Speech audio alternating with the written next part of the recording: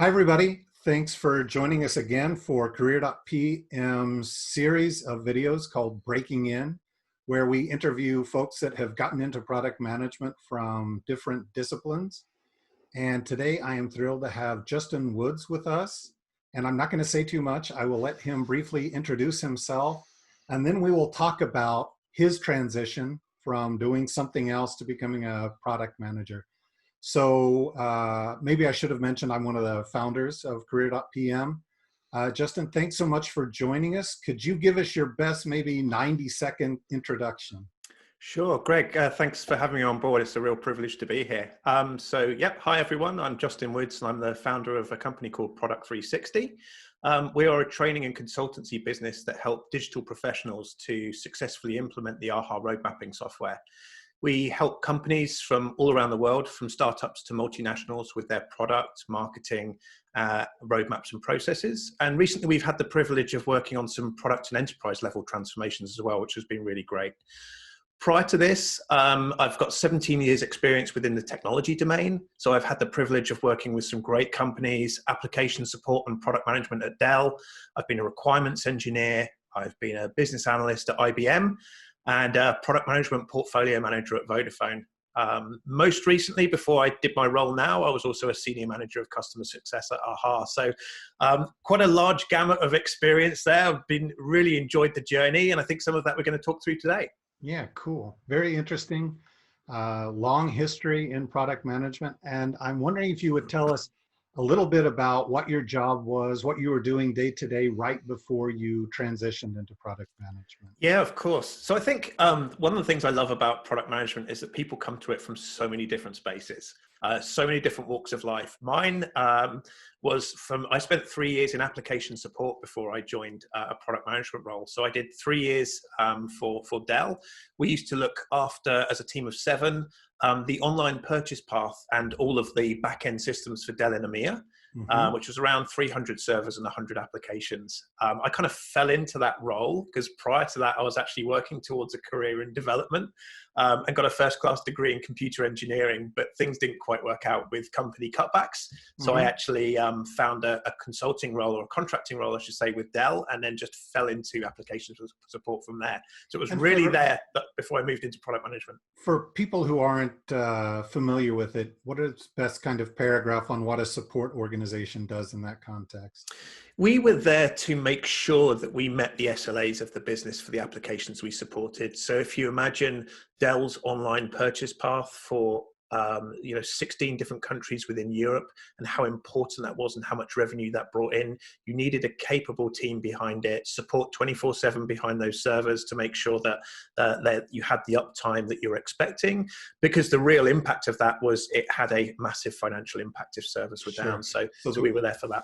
So there were service level agreements, or SLAs, and your team was responsible. If something wasn't working the way that it needed to support the business, you were the kind of firefighters who went in there and figured that out. We were. So is the front end application up? Is the back end database working for it? Are they all interconnected systems there? It was a fascinating role. And I learned a lot about infrastructure.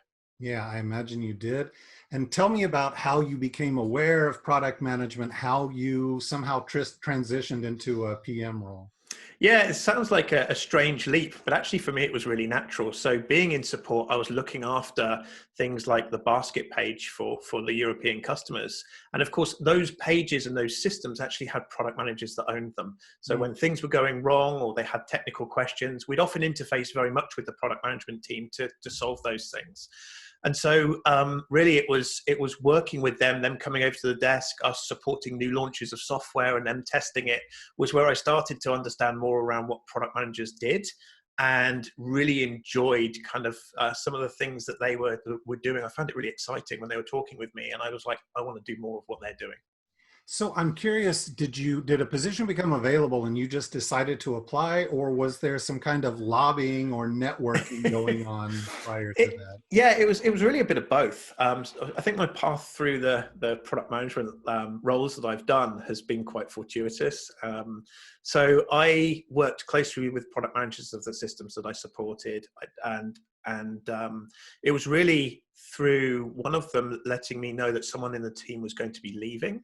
And so with that position in place and with the ability for them to be able to support and mentor me into that team, that became a very attractive proposition for their manager from a succession plan point of view. If we're losing someone in the same territory and we can bring someone in from that same place and they can be right where the team are, it was just fortunate timing and good advocacy as well, Greg. You know, I built up a relationship with them, so they were able to advocate me joining product management, even though I didn't have a product management background. Sure. So we have what we call a learning path on what we call the intelligent job search. And one of the key points there is the best place to get a PM job is the company where you're working, to be in some kind of adjacent role, and to be able to, yeah, make your intentions known, to be in the loop, because a lot of times, right, the best jobs don't get posted at all. They never make Absolutely. it outside the little kind of network of the folks that are directly impacted. So yeah, very, I think, important lesson right there is best place to find a PM job is where you're working today. And maybe the second best is, you know, change where you're working so that you can be, if you can't get a PM role based on your skills, get one of these adjacent roles and then wait for an opportunity to move over. Absolutely. I mean, that was fortunately, I had that kind of sponsorship and internal advocacy that allowed me to transition within Dell. I'm not sure if we'll explore this later on, but actually my second path into product management back at Vodafone was actually through that same contact. That same person that brought me into the team there told me about a product management role that was going on at Vodafone and connected me with the hiring manager. So I'm a massive advocate of networking and just leveraging that. And Yeah. you're right. I don't think either of those roles actually made it into the public marketplace, Greg. Yeah, interesting. And I'm curious, you know, you had some familiarity with the product. You had been talking to product managers from kind of a knowledge and skills perspective. What do you think was your biggest gap when you became a product manager? What do you look back on and think, wow, I was really, you know, I needed to improve that area? I remember it well, actually. I think making a transition to a job is always easier, especially when you're within the same company, like you said, because you have that domain knowledge. You know the company's culture, you know how the product works, so you've got that behind you. But there's a lot of gaps when you do join. So I think for me, because I was a former developer and former application support person or manager, the stakeholder management and communication was a completely different level. You know, you're Mm-hmm. not talking with kind of the lower level management and people that own it. You're talking to now the C-suite, heads of. I was interfacing directly with the head of tax and legal at Dell, and it was just a completely different set of questions and dialogue. Sure. I think the other bits was probably the commercial acumen. So coming at something from a technical perspective, you need to understand the P&L side of things and just a knowledge of techniques and frameworks. You know, we're gifted with such a range of different ways that we can approach things. And when you first start out, you don't carry those with you. Sure. So it sounds like getting up to speed on the commercial aspects was important. And that can be, I know, kind of a trial by fire very quickly, having to come up to speed. So maybe before you get the job, if you can familiarize yourself, that would be valuable. Yeah, And then, yeah, kind of stakeholder management on steroids relative right. to a lot of other professions. Right now, these people are really critical to your success. And we talk about that a lot. You have to take a strategic approach. You really have to think strategically because in my experience, there are always way more stakeholders than you can actively manage. You really Yes. have to prioritize, know who's going to help you be successful and serve them. You do, and I think that was one bit that we may pick up later on about what one thing, a piece of advice, or I might have changed later on. It talks on that subject there, so you're absolutely right. Yeah. So I am curious if you think about your first several months or your first year, can you think of a mistake that you made? What was the biggest mistake you made that you look back and think, man, that hurt? So the theory here, by the way, is that we learn 1,000 times more from our mistakes than we do from our successes. That's the ratio I give it. Can you Completely. remember in the early days a misstep that really was painful at the time? Yeah, I can actually, and I think it was absolutely to your point that we've just talked about, where one of them is about transparency and saying when you don't know something. And I've always been, I've been lucky to be of that way. But I think one of the biggest ones for me was realizing, and this was my naivety of business, I think in general, was that often can be very different power dynamics within company, which is different from the organizational structure. So you Mm-hmm. might think that that person's manager and that person's manager and the decisions move that way, but they often don't. And so when I joined, not so much within Dell, but when I joined within Vodafone, I quickly learned that actually the way that the company was organized was not the way that decisions were made. And so I should have been interfacing with slightly different people, or in some cases, very different people, to help make those decisions and drive change forwards. That is such a great point that I don't think I make enough when I'm coaching people. And when I think about my past, is this informal kind of hierarchy or network or this set of decision makers and maybe even influencers that Right. you have to make yourself aware of if you want to get the right decision in a timely way. That is an excellent point, I think, for every product manager and aspiring product manager to think about. I'm wondering, as you think back, was there somebody who kind of took you under their wing or gave you some special support? Can you tell us maybe a little bit about their role, how that happened, and maybe if you remember some advice they gave you that served you well? Yeah, I do, and this was the same person that was also pivotal in bringing me into Vodafone as well. So I built up a strong friendship and partnership with this product manager, and it was really part of the, I think, reason why I got the job was not only just having the right mindset, but actually that someone could be there to coach and mentor me in the role, which was Mm-hmm. huge. I could then do a lot more learning around the role and have their support. And I think when they moved into this other company, into Vodafone, and later on, I mean, we're talking 7 years later, and brought me in as well, having them helping me to understand what was meaningful to that company and Mm-hmm. to kind of navigate, some of the language that they use and things like that gave me that head start. So I think, Greg, having mentorship and just having someone that's been in a position where you want to go, maybe they're one step ahead, is massively beneficial. Yeah, and I think sometimes it's valuable to actually ask for that. Right. So if you find somebody that you just kind of feel a bit of chemistry with or seems receptive to that kind of thing, whether you have a job as a PM or whether you're aspiring there, I think always having a coach, mentor, somebody who's gone down the path, who can save you going down some dead ends, I think is really valuable. Um, what is it about PM? Is there something that you discovered early on that you still love about the job or the profession? Yes, that's a great one. I'm still hugely fond of what it is. So I think what I really enjoyed about it was being able to bring my whole self to that role, because there's not just the technology aspects of it, there's the social aspects of it, there's the ownership aspects of it. I've always loved building things and making things better. And I've Mm-hmm. always loved that kind of accountability. And so that goes very nicely with what a product management role is. You are responsible for that product or service and how well it performs. And so I just still find that massively attractive. It's still something I enjoy now, even though I'm in a slightly different role. Coaching people, creating things and making them better is one of the most satisfying things we can do. Yeah, I totally agree with you.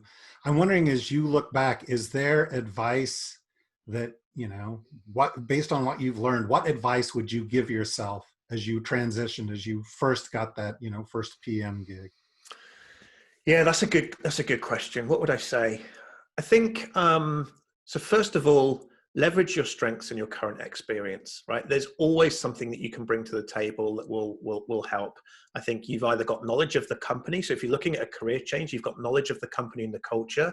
That's a strength that you can bring to the next piece. I think if you can Mm-hmm. always bring 30% of what you know already, and there's 70% learning or whatever, that's always going to be a benefit for you. So I think definitely leverage your strengths and current experience. I think have a mindset of continuous learning Mm-hmm. and that growth mindset, because I think product management is probably one of the most difficult things to master because there are so many different things to learn there. Yeah. So knowing that I think product management is a craft and a journey will help you to enjoy it as it takes 5, 10, 15 years through your career. And Cool. I'd lastly probably say, find a mentor and join communities. There's a lot of other people out there that feel the same way as us. They're really keen, but they maybe need some direction or some help or to see what the next step looks like. So go and look for people that are already where you want to Yeah. be. Reach out to them, see if they're looking for mentorship. But sometimes you can even be passively you can be passively mentored by them. Just look at what they do and how they act and start to mimic that. And I think it will help you to be a better product manager. Yeah, I think that's great advice. Going back, I kind of skipped this question. I would just like to ask, as you think about, you've interviewed for at least a couple of PM jobs, and Mhm. one of them was an internal kind of It was. transition. I'm wondering, is there one thing you can share about product management interviewing that has really, served you well, has helped you as you've gotten these different jobs?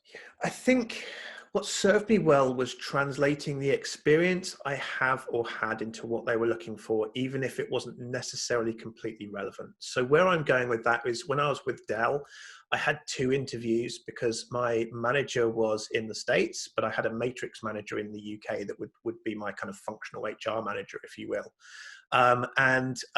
It was based on competency questions. And so competency is all about, give me an example when. And it was difficult for me to give a relevant product management example of when something Hmm. happened. But what was also nice about the competency based is it doesn't necessarily look at your experience. It looks at your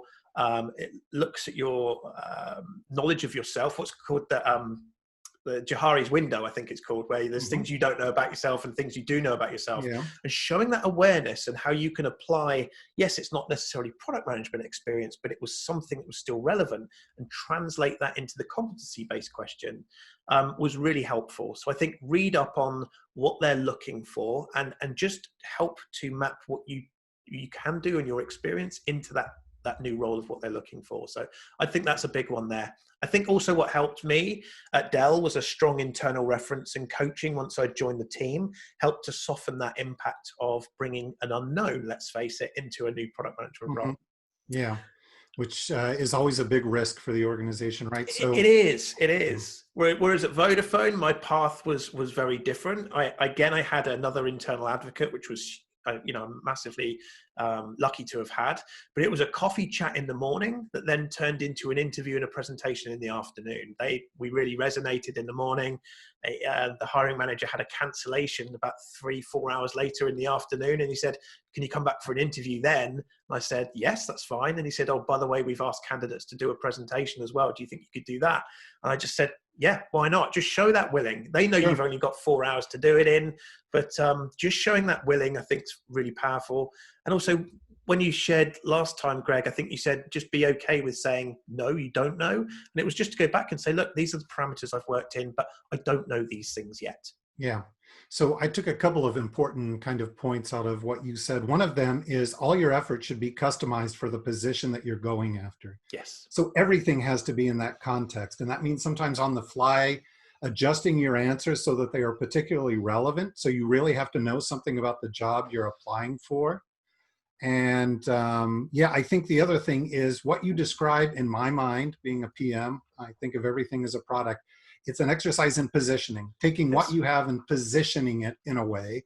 The Great. essential thing doesn't change, what you did, what you've accomplished, but the way you position it. So it's a positioning exercise. It is actually a product management skill that can help you get that product management job.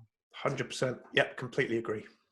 So, Justin, I can't tell you how much I appreciate you taking the time to be with us. I think this is super valuable and provides a lot of insights, not just to people looking to become a PM, but to practicing PMs. And yeah, I will make sure that we post a link where people can track you down, particularly if they are in the market for somebody that can help them implement AHA. Sure. And yeah, thanks so much. Fantastic, Greg. It's been a privilege. Thank you.